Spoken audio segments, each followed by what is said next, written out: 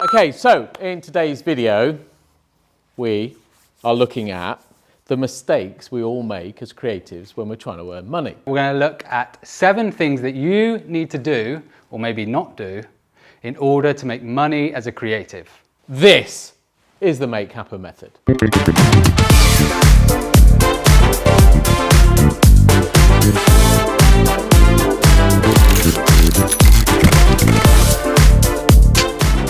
Number 1.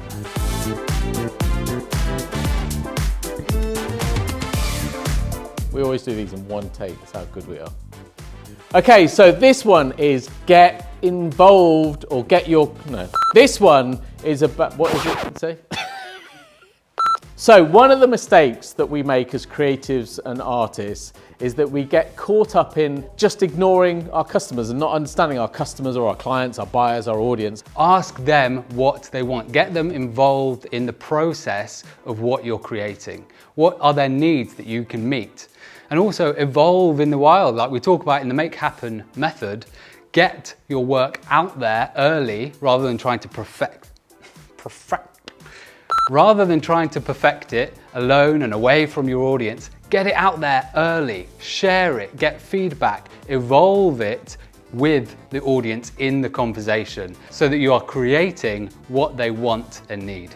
To start sharing work early and getting feedback with people that might buy your paintings or might come to your theatre shows or might watch your films. And so you can get a sense of how they're interacting with what you're doing, because you want to communicate with those people and you want to engage them sufficiently that they're going to want to buy stuff. So do that developing and what we call evolving in the wild, creating and making in relationship to your audience.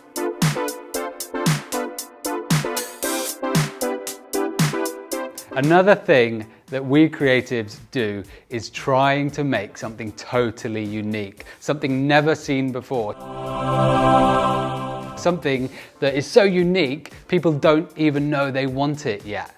This really gets in the way of us engaging with other people because we've got to explain this new weird thing or this new weird way of doing painting or and it just alienates people. Now it's fine as a practice, but again, when we're in relationship to our audience, we might want to start creating things that people comprehend and they can relate to. No one will have ever done it in the same way and under the same No one will have ever done it in the same way and under the same I can't say circumstances.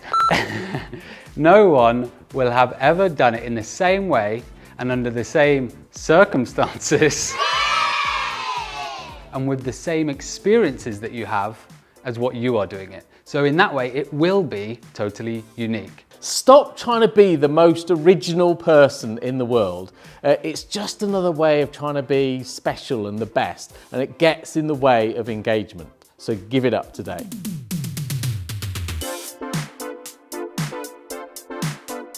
Now this is kind of classic Make Happen.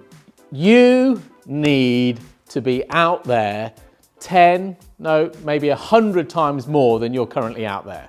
And what we mean by out there is sharing your work, engaging with other people, posting on social media your attempts at things, your early pieces. Knocking on doors, you need to be ringing agents. You need to be getting your work in front of your audience, your clients, your buyers, sharing what you've got. Stop trying to perfect your work in your studio alone and get out there, be out there in the world so that people can see what you're up to. Make every day an opportunity to be out there sharing, and you will start to notice how your world starts to grow and your creativity starts to flourish. It's hard, it's tough, it's challenging, we're all terrified of judgment, but you will be blown away by the impact being out there every day has on you.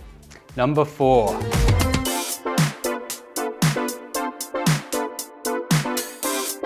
Okay, so this is a common trap that we all fall into.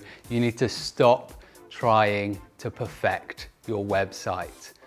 Nobody cares apart from you. Nobody is going to see all these tiny little details that you're trying to make to your website constantly, and nobody is going to care. The fact is, you need to just make it simple, clear, easy to understand, and then get it out there.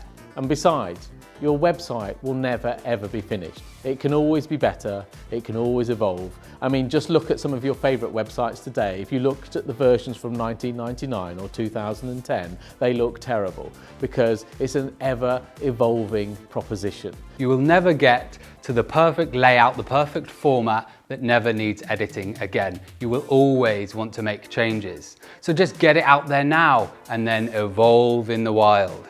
And when we say evolving in the wild, we mean a constant loop of having it out there, getting feedback, making changes. Having it out there, making feedback, changes. Getting it out there, making feedback. This is a constant loop. When is it gonna end? Sharing what you've got, getting feedback, and then making changes. Then sharing what you've got again, getting feedback, and making changes. So just do what you have to do to be out there and have your customers and your clients and your audience see what you're up to, but stop obsessing over your website. It's just an excuse not to be out there.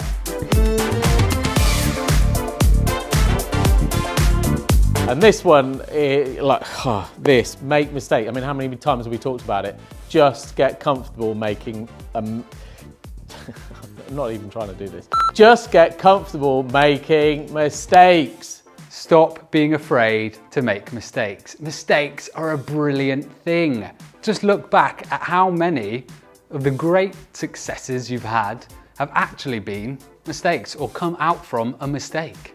The more mistakes you make, the more you're gonna learn, the more you're gonna evolve, the more your work's gonna evolve, the more people are gonna be into what you're creating. So get out there and make mistakes. Stop trying to get it perfect. Really, there's no other, like if you take one thing away from the whole of the oeuvre of Make Happen Method videos, making mistakes is the #1 thing. Get comfortable making mistakes. Get comfortable sharing those mistakes with others. Get comfortable enjoying the process of making mistakes and what you learn from your mistakes.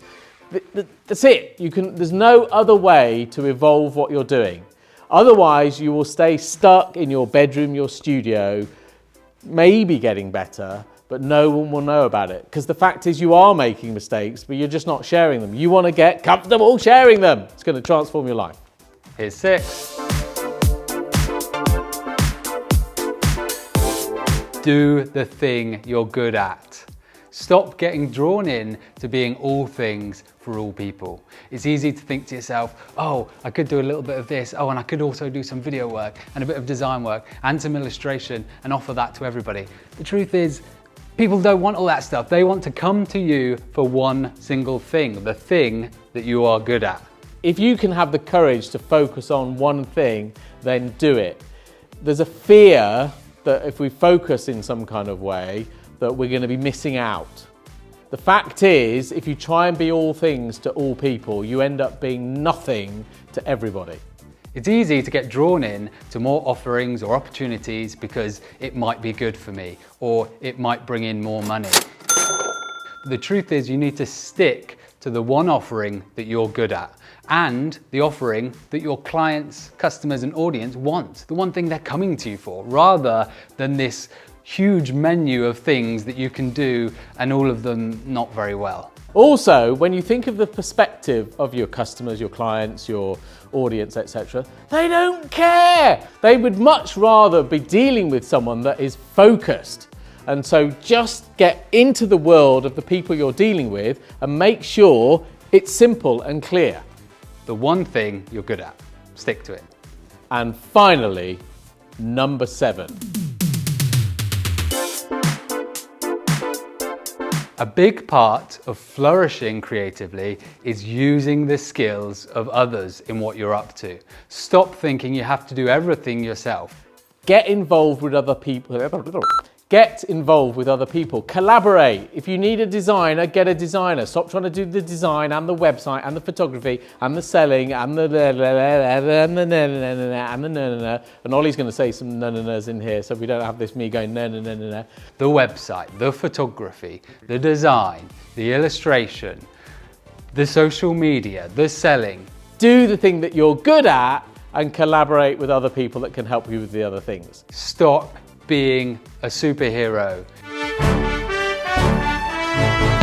utilize other people, and actually this will make what you're up to much stronger, this collaboration with other creatives. Take a look at where your ego might be getting in the way. Again, you kind of think, oh, I want to be good at everything and everyone will admire me for being good at everything. No, they won't. It's your ego that cares here.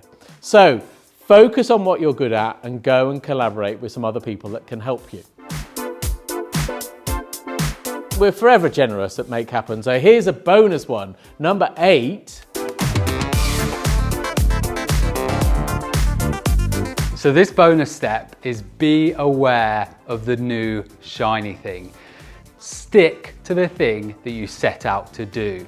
Don't get when things start to get difficult with what you're up to, that new shiny idea starts to look really tempting.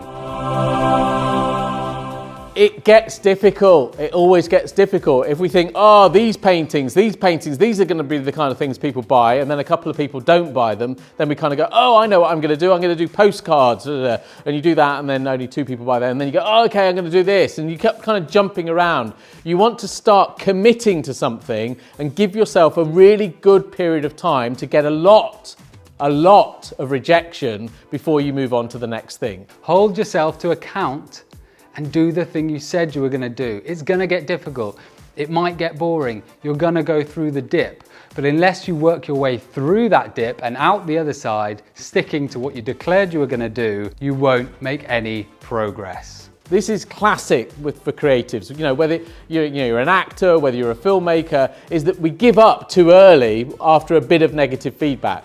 So you want to stop that. Set yourself a clear time, some 12 months, 18 months, 6 months, whatever it is, and say, I'm going to absolutely commit to trying to engage with an audience with this thing that I'm doing until you're clear it's not working. You've been out there enough times, every day for a long period of time, before you're clear that this really isn't working. Because again, most of us stop way, way, way too early.